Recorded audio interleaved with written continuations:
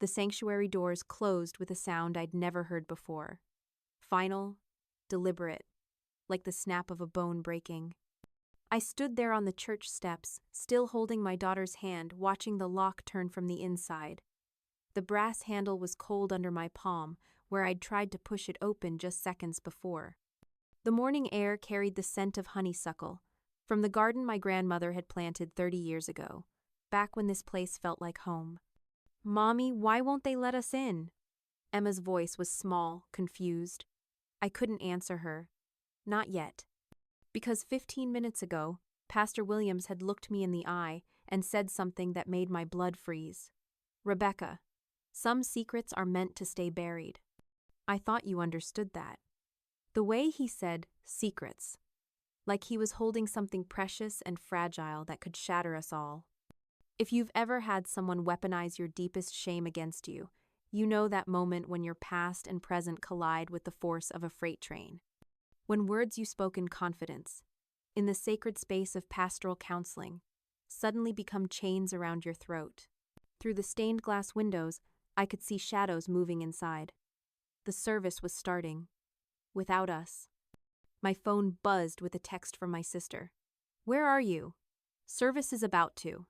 I stared at the screen, my thumb hovering over the keyboard.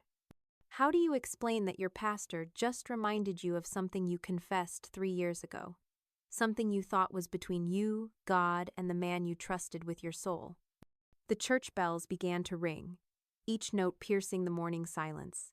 I used to love that sound.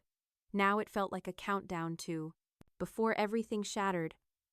My confessions to Pastor Williams were my lifeline. Every Tuesday at 2 p.m. for 3 years, I'd sit in his office, surrounded by theological books and soft lamplight, and unburden myself of the weight I carried.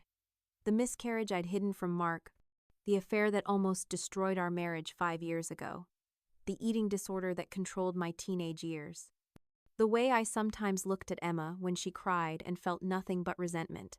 "God's grace covers all sins, Rebecca," Pastor Williams would say, his voice gentle, his eyes kind.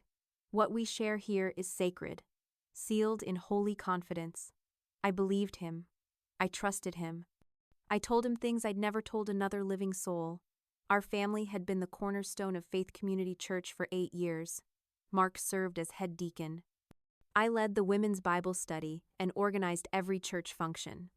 Our kids grew up in these halls, their small voices joining the children's choir, their artwork hanging on Sunday school bulletin boards. Pastor Williams was more than our spiritual shepherd. He was our confidant, our counselor, our friend. When he arrived fresh from seminary, passionate about authentic ministry, he revolutionized how we approached faith. "No more surface-level Christianity," he said. Real discipleship required vulnerability, honesty, radical transparency with God's appointed leaders. The early church shared everything. He'd preach their possessions, their struggles, their deepest fears. That's how we build true community. So we opened our hearts, all of us. The Hendersons shared their son's learning disability and their marriage problems. The Martinez family confessed their financial struggles and teenage daughter's pregnancy scare.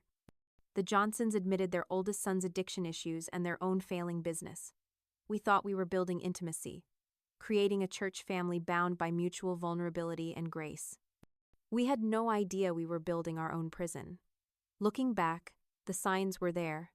The way Pastor Williams would remember details from our private sessions and reference them subtly in conversations months later. How he'd ask follow-up questions that seemed caring but felt invasive. The small recording device I'd noticed on his desk that he claimed was for sermon preparation. "Confession is good for the soul," he'd say with that warm smile. And sometimes, God uses our struggles to help others facing similar battles. I should have questioned why he needed such detailed notes, why he'd sometimes pause our sessions to capture a thought on his phone. Why families who shared the most seemed to volunteer for the most demanding church roles, give the largest donations, never miss a service no matter how sick they were.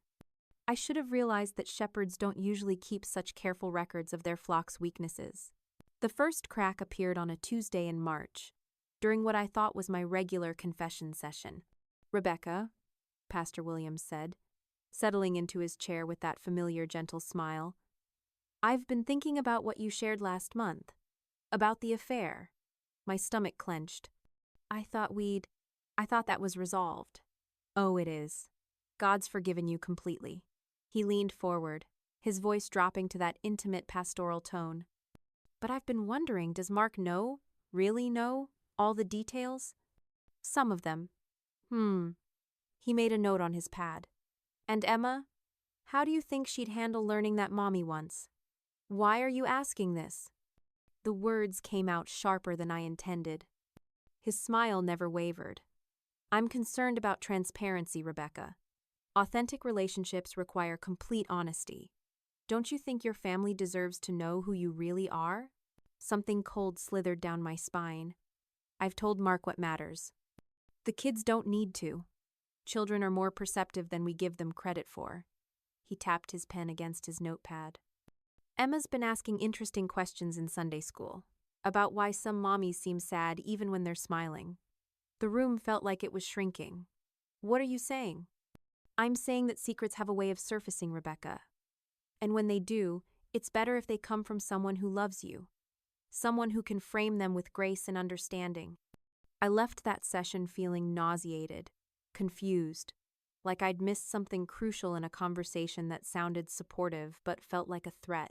Over the following weeks, I noticed changes. Families who used to chat freely after service were quieter, more careful. The Hendersons looked strained during fellowship. Patricia's smile too bright, too forced. When I asked how they were doing, she'd glance around nervously before answering. Fine. Everything's fine. Pastor Williams has been such a help. But her hands shook when she said his name. The Martinez family was next. I cornered Maria after Bible study one Wednesday. Is everything okay? You seem stressed. She finished my sentence, then glanced toward Pastor Williams' office. It's hard sometimes. Living up to expectations. Being the kind of Christian family everyone looks up to. What expectations? She looked at me like I'd asked the most naive question in the world. You know, the expectations that come with transparency, with being known, really known. That night, I couldn't sleep. I kept replaying conversations, looking for patterns I'd missed. The way Pastor Williams would smile at certain families during service. Not with warmth, but with something that looked almost like satisfaction. How those families would immediately look away, their children sitting unusually still beside them. Last month, I finally worked up the courage to ask Mark directly. Have you noticed anything strange about Pastor Williams lately? Mark's fork stopped halfway to his mouth. Strange how? I don't know. The way he talks to people. Like he knows something they don't want him to know. Rebecca. Mark's voice carried a warning. Be careful. Careful of what? He set down his fork, met my eyes with an expression I'd never seen before. Fear mixed with resignation. Just be careful. Some things are better left alone. What things? Mark, what aren't you telling me? But he'd already retreated behind his newspaper, the conversation over. 3 days later, Pastor Williams requested a private meeting with me. Not a confession session. A meeting. Pastor Williams' office felt different that Tuesday afternoon. Smaller. The familiar theological books seemed to loom from their shelves, and the soft lamplight cast shadows that hadn't been there before. He gestured to my usual chair, but remained standing behind his desk. Rebecca, I'm going to be direct. Your questions are becoming problematic. My mouth went dry. What questions? About other families? About church business that doesn't concern you? He opened a drawer and pulled out a small digital recorder, the same one I'd noticed before. About matters that require discretion. The air in the room became thick, suffocating. I don't understand.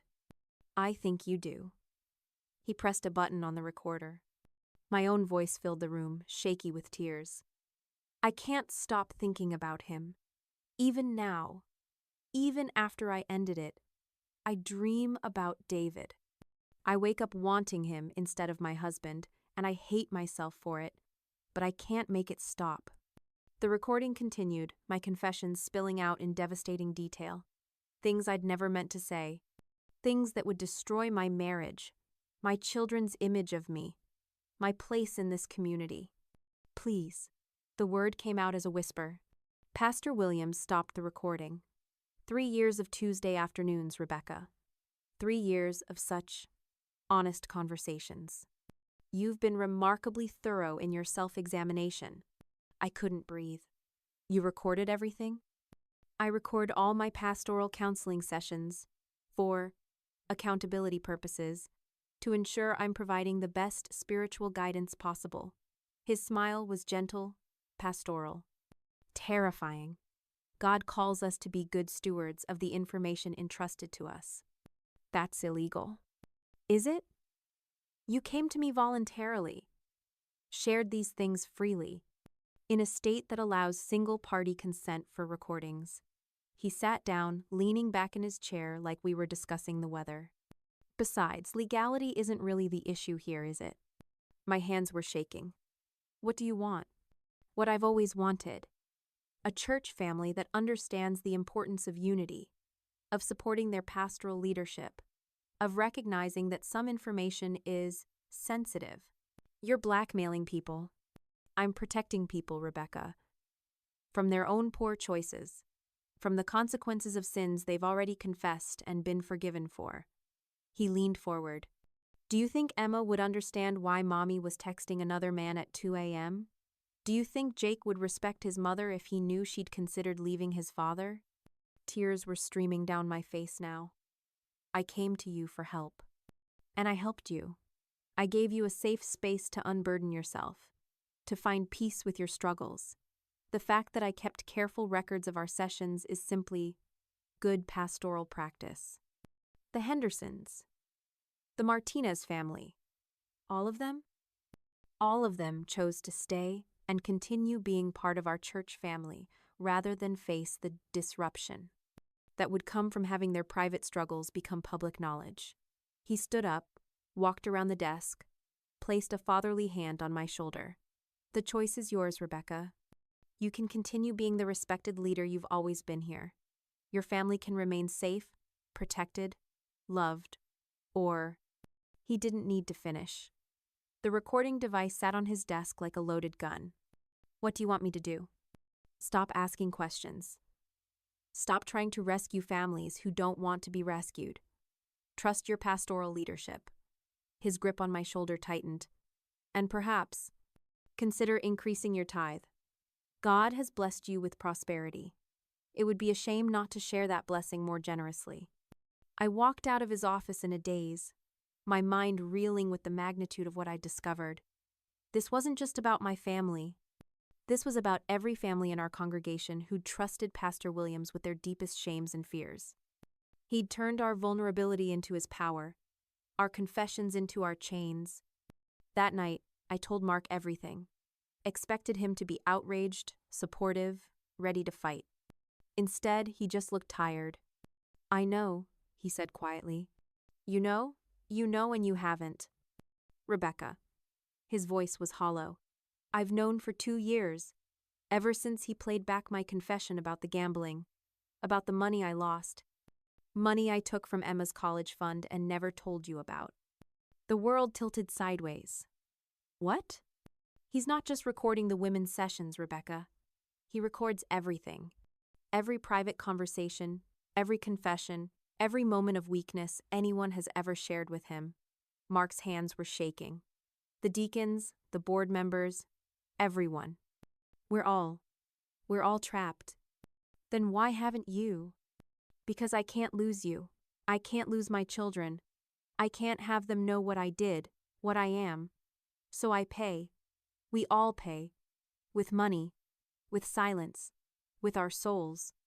3 days later, I stood on those church steps, locked out, the taste of Pastor Williams' final words, still bitter in my mouth. Some secrets are meant to stay buried, Rebecca. I thought you understood that. I understood perfectly. The question was, what was I going to do about it? It's been 8 months since that Sunday morning. 8 months since I walked away from Faith Community Church and started the hardest journey of my life. Not just seeking justice, but seeking redemption for my own complicity in the silence. The truth is, when Pastor Williams first played that recording, my instinct wasn't righteous anger. It was self-preservation. For 3 days, I seriously considered staying quiet, paying whatever price he demanded, protecting my family's reputation at the cost of everyone else's freedom. It was Emma who changed everything. She found me crying in the kitchen on Wednesday night and asked, "Mommy, why are you so sad?" I looked at my daughter, brave, curious, trusting, and realized I had a choice. I could teach her that secrets and shame are more powerful than truth and courage. Or I could show her what it looks like to fight for what's right, even when it costs everything. I chose courage. But courage, I learned, is messier than the movies make it seem. Going to the police meant admitting to my own sins publicly. Filing reports meant my children would eventually learn about my affair, my struggles, my moments of weakness. Testifying meant standing in a courtroom and having my recorded confessions played for strangers, journalists, the whole community. It also meant discovering I wasn't alone. Patricia Henderson broke down crying when I called her. "I thought we were the only ones," she whispered. "I thought it was just us." One by one, families came forward. Not all of them. Some are still too afraid, too ashamed, too broken by years of psychological manipulation. But enough to build a case. Enough to demand justice. The investigation revealed that Pastor Williams had been operating this system for nearly his entire ministry. Multiple churches, multiple communities, hundreds of families trapped in his web of sanctified blackmail. The money he'd extracted over the years totaled in the hundreds of thousands. Not stolen from church funds, but extorted from people's pain. He's awaiting trial now. The charges include extortion, illegal recording, fraud, and something called clergy abuse that I didn't even know was a crime until the prosecutor explained it to me. Faith Community Church closed its doors permanently. The building stands empty, a monument to betrayed trust and corrupted power. Some families found new churches. Others, like ours, are still learning how to have faith after faith itself was weaponized against us. Mark and I are in counseling, individual and marriage, learning how to trust each other again. Learning how to forgive ourselves for the choices we made, the silence we kept, the people we failed to protect because we were too afraid to risk our own exposure. My children know everything now. Not the details. They're too young for that. But the truth that matters. Sometimes adults make terrible mistakes, and sometimes other adults take advantage of those mistakes. And sometimes the bravest thing you can do is tell the truth even when it hurts. Emma hugged me after I explained why we weren't going to church anymore and said, "I'm proud of you for being brave, Mommy." That's when I knew we'd be okay. I started a support group for survivors of spiritual abuse. We meet in the community center, 15 families and counting, learning together how to rebuild faith after betrayal, how to trust again, how to find God in the wreckage of what we thought was God's house. Some wounds change you forever. Some betrayals crack your foundation so completely that you have to rebuild from scratch. But here's what I've learned. The God I met in Pastor Williams' office, the God of manipulation and shame and conditional love, wasn't God at all. The real God, I'm discovering, doesn't need your secrets to love you, doesn't require your silence to bless you, doesn't hide behind locked doors and threatening recordings. The real God shows up in Tuesday afternoon support groups where broken people tell the truth without fear. In children who still believe their parents are heroes even after learning they're human. In the courage to speak, when speaking costs everything. In the choice to protect others even when you couldn't protect yourself. If you've ever been trapped between someone else's power and your own shame, you're not alone. If you've ever had your vulnerability weaponized against you, your trust turned into a trap, your faith used as a tool of control, I see you. I believe you. And I want you to know that speaking up is possible, even when it feels impossible. Your story matters. Your truth has power. And sometimes, The most sacred thing you can do is refuse to let someone else's corruption define your relationship with the divine. If this resonates with your experience, I'd love to hear from you.